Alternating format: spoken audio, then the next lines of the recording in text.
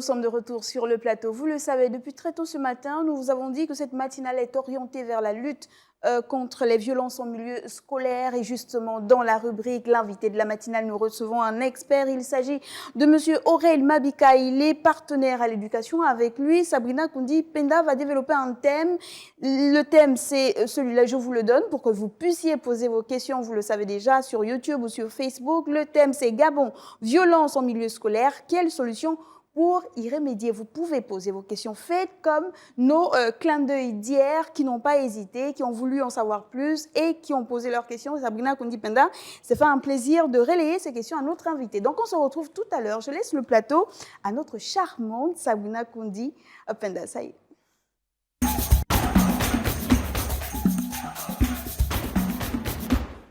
Bonjour et bienvenue à tous. Qu'elles soient physiques, verbales ou psychologiques, les violences sont de plus en plus fréquentes au milieu scolaire. C'est un problème auquel sont confrontés plusieurs pays, dont le Gabon, qui multiplie les stratégies depuis des années pour venir à bout de ce phénomène. Violence au milieu scolaire, comment y remédier est le thème de ce nouveau numéro de l'invité de la matinale de Gabon 24, émission durant laquelle vous pouvez désormais réagir en direct via nos différentes plateformes sociales. Aujourd'hui, je reçois Aurel Mabika, partenaire à l'éducation, initiateur du projet Sécurité scolaire, par ailleurs membre de la Fédération nationale des associations des parents d'élèves et d'étudiants du Gabon. Bonjour et merci d'être là.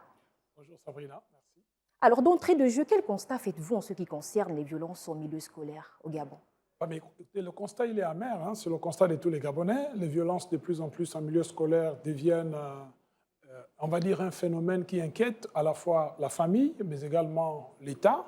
Et je pense qu'il est temps qu'on se lève pour prendre des mesures, mais vraiment des mesures fortes, pas des politiques forcément, mais des mesures fortes et pratiques pour pouvoir essayer d'atténuer ce phénomène, parce qu'il faut qu'on se le dise, on ne va pas éradiquer à 100% les violences en milieu scolaire parce que les violences ont plusieurs formes au sein des établissements. Les violences ont plusieurs formes au sein des établissements. Quel est le type de violence justement qui revient le plus?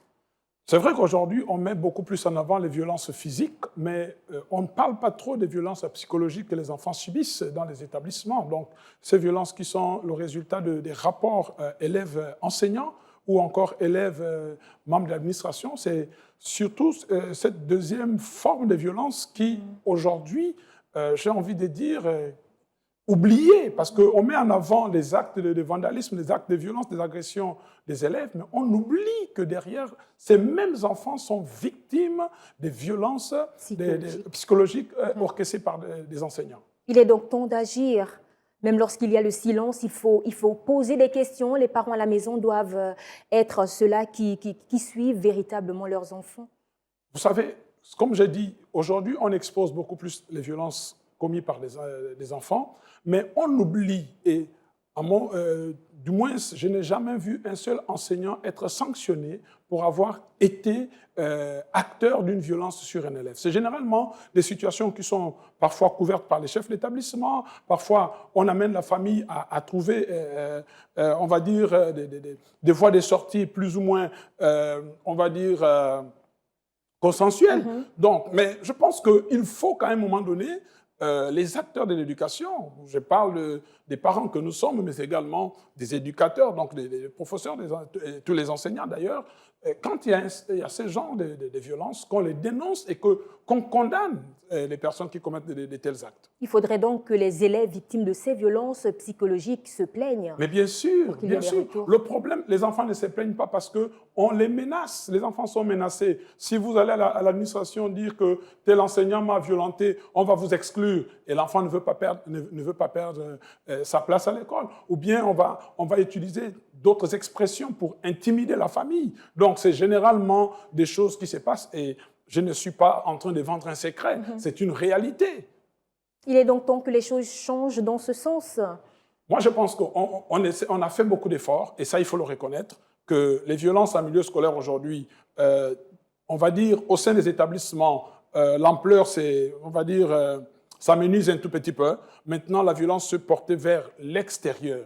Mais je pense que jusqu'à présent, on n'a pas encore fait assez d'efforts. Parce que ces actes de violence peuvent être à la fois prévenir, mais également on peut trouver des solutions pour tous les enfants qui sont acteurs de ces violences. On peut trouver des solutions, lesquelles? Mais par exemple, il faut déjà mettre en place, moi je suis quand même choqué, nous n'avons pas un programme spécial de la jeunesse. Vous ne trouverez pas un projet spécialement pour l'insertion. On ne va pas parler de l'insertion, mais d'abord la jeunesse. Ce n'est pas parce qu'il n'y a pas assez de plateaux sportifs, même si on met ça en avant, on dit les jeunes ne sont pas occupés à faire ceci, à faire cela, mais nous n'avons dans ce pays aucun projet qui concerne les jeunes. Et quand je parle de ce qui concerne les jeunes, je parle aussi des jeunes qui sont en difficulté avec la société. Dans d'autres pays, on a les jeunes qui commettent de tels actes sont tout de suite militarisés, j'ai envie de dire. Donc, on peut créer un programme pour ces jeunes qui commettent des violences pour les amener à intégrer le civisme. Parce que les violences, c'est aussi un problème de civisme. Voilà, donc moi je pense qu'on peut trouver des mécanismes. Il faut qu'on arrête avec les discours politiques. Il faut qu'on trouve quelque chose de concret. Quand un jeune a commis un acte, au lieu d'aller seulement se mettre en prison, on peut prendre ces jeunes, on peut créer ce que je pourrais appeler des prisons éducatives. On crée des prisons éducatives. Le projet Graine, au lieu de donner 100 000 francs à quelqu'un pour aller faire la terre, mais vous prenez tous ces jeunes, vous les amenez en coque, ils commencent à travailler la terre. Nous savons, même si peut-être que ce n'est pas vérifié, mais beaucoup de Chinois qui viennent chez nous ici, c'est des prisonniers. C'est ce qui se dit. Beaucoup des Indiens qui viennent construire dans des pays africains, c'est des prisonniers. Pourquoi on ne peut pas faire autant? Prenons tous ces jeunes qui sont en difficulté. Encore que pour certains, nous savons que peut-être qu'ils n'ont plus envie d'aller à l'école. Donc il faut qu'on trouve des mécanismes à ce niveau. Tout simplement. Alors, dites-nous, à travers les médias ou encore sur les réseaux sociaux, on observe la fréquence d'actes de violence commis par les apprenants. Est-ce un problème d'éducation de base ou simplement un problème lié à la mauvaise compagnie? Facilement, on parlera de problème d'éducation. Parce que oui, la famille est le premier éducateur, on va dire, des enfants. Mais c'est un problème qui va au-delà de l'éducation. L'éducation, les parents sont responsables parce qu'ils sont les premiers à être au contact des enfants. Mais je pense que l'État également est responsable parce que l'État a le rôle de mettre en place des mécanismes pour que la jeunesse puisse se retrouver. Donc, à l'absence de ces mécanismes, nous avons des jeunes qui sont dans l'oisiveté, tout simplement. Oui, les parents sont responsables, les parents sont démissionnaires, les parents ne veulent pas suivre. D'ailleurs, quand je dis parents-État, j'ai comme l'impression que les parents et l'État sont complices. Parce que vous attrapez un enfant qui vient de commettre un acte de violence, tout de suite il est incarcéré, le parent va payer 150 000 francs pour libérer ses enfants. Et les autorités acceptent quand même que cet enfant qui vient de commettre des actes de violence soit libéré impunément. Donc c'est autant de choses que nous pouvons mettre en place. La famille doit être sensibilisée. Mais quand je parle de sensibiliser, il faut qu'on commence à pointer la responsabilité des parents. Lorsqu'un enfant commet un acte de violence, qu'on interpelle le parent. Parce que je ne vois pas ce qu'un enfant de 12 ans, 13, 14 ans fait dehors à 20 heures. Et là aussi, l'État... Les torts sont donc partagés. Mais bien sûr, dans ces pays, il fut un temps où les enfants ne traînaient pas à partir de 20 heures dehors. Mais qu'on remette les patrouilles des mœurs, tout simplement. Des patrouilles qui s'occupent des problèmes de ce genre. Qu'on prenne des lois pour dire que les enfants ne doivent pas traîner de tel âge à tel âge. On ne traîne pas dehors. Il faut une rigueur dans ce sens. Mais bien sûr qu'il faut une rigueur. Permettez-moi de dire ceci. Allez-y. Si nous n'avons pas compris le rôle de la transition maintenant, le jeune Gabonais n'aura plus de place dans ce pays. Parce que la transition vient pour restaurer les institutions. La famille est une institution. L'État est une institution. Il faut que la famille soit également restaurée. Finalement, à ce jour, est-ce que le projet de sécurité scolaire porte du fruit? Projet de sécurité scolaire porte du fruit? Je dirais oui et non. Oui, parce que nous avons mis en place ce projet à l'époque financé par les parents d'élèves. Le projet qui a été financé par des parents d'élèves récupéré par l'État gabonais, aujourd'hui, a du mal à fonctionner parce que, pour deux raisons. Première raison, les jeunes qui sont employés comme agents de sécurité scolaire font 2 à 3 mois avant de percevoir leur salaire. Donc, ça ne garantit pas l'efficacité sur le terrain. Les absences deviennent notoires parce qu'ils n'ont pas de quoi se déplacer. Ça, c'est la première on va dire, observation. Deuxième observation, ce projet devrait inclure à la fois les civils et la police. Or, la police a mis à disposition de ce projet des personnes retraitées. Alors, ces retraités, l'âge varie entre 60 et 65 ans. Donc, vous voyez, là aussi, il y a un problème d'efficacité. Il faut qu'on réponse à ces projets. Lorsque nous l'avons mis en place, avant que l'État ne le récupère, nous avons pensé aux jeunes qui n'avaient pas d'emploi, des jeunes qui pouvaient venir travailler et être là tous les jours pour pouvoir prévenir les actes de violence en milieu scolaire. Alors, nous poursuivons cette émission et nous prenons quelques questions de nos internautes qui sont toujours au rendez-vous. Il y a par exemple la question de Gobin Antoine de Souza qui demande est-ce que la FENAPEG a reçu mandat pour sanctionner en cas de flagrant délit de violence? Alors, nous n'avons pas reçu mandat de sanctionner parce que l'école n'appartient pas à la FENAPEG. L'école appartient, on va dire, à l'État. FENAPEG se positionne comme étant le parent. Oui, mais la FENAPEG interpelle le parent dont l'enfant a été acteur d'un acte de violence en milieu scolaire. Nous ne pouvons pas sanctionner. Il revient aux parents de sanctionner, il revient à l'établissement également de sanctionner, tout simplement. Alors, nous continuons avec les questions des internautes. Il y a celle d'Elsie Cindy Alibala qui dit ceci. Alors, est-ce que la FENAPEG prend en compte aussi les élèves et étudiants qui souffrent de handicaps tels que l'autisme? Voilà, il y a également les sourds-muets ou ceux à mobilité réduite, victimes de moqueries. Alors, la difficulté dans notre pays, c'est que les gens qui subissent des actes de violence, comme nous venons de dire, les violences psychologiques, ne se plaignent pas.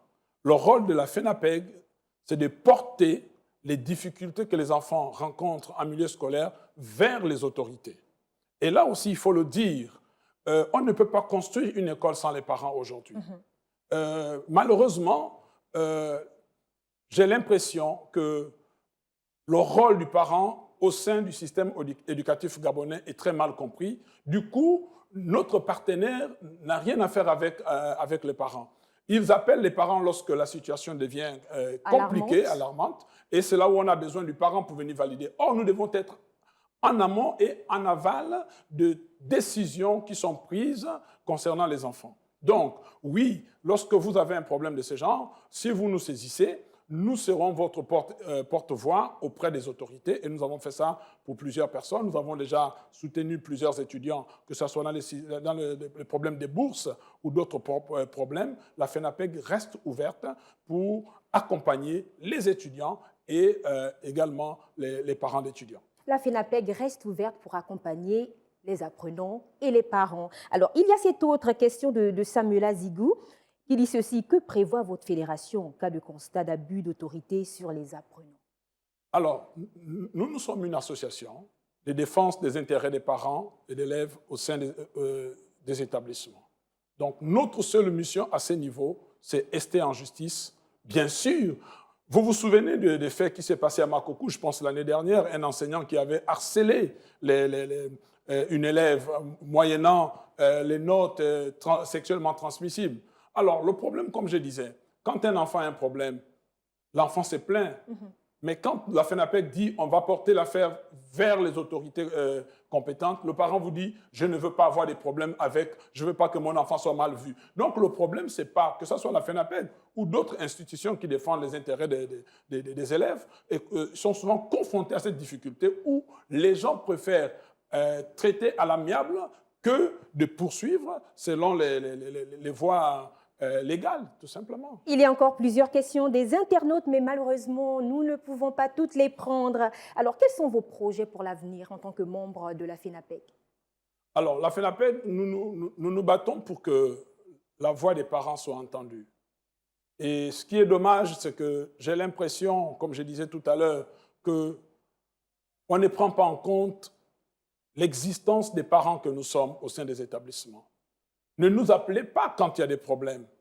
Ne nous appelez pas quand vous voulez valider un projet qui nécessite la présence des partenaires. Appelez-nous pour que nous puissions ensemble réfléchir comment faire en sorte que nos enfants soient à l'aise dans les établissements. La FENAPEG n'a qu'un seul projet, travailler pour que le jeune Gabonais soit à l'aise dans son établissement. Permettez-moi de vous dire que la FENAPEG a participé, même si les gens ne veulent pas le dire, nous avons participé dans plusieurs projets réalisés, du moins en matière de construction des écoles. Nous avons validé, parfois ça nécessitait la présence des partenaires que nous sommes, nous avons participé. Pourquoi les politiques pensent que l'association des parents d'élèves n'est pas un élément important pour le développement du système éducatif? Pourquoi on le pense?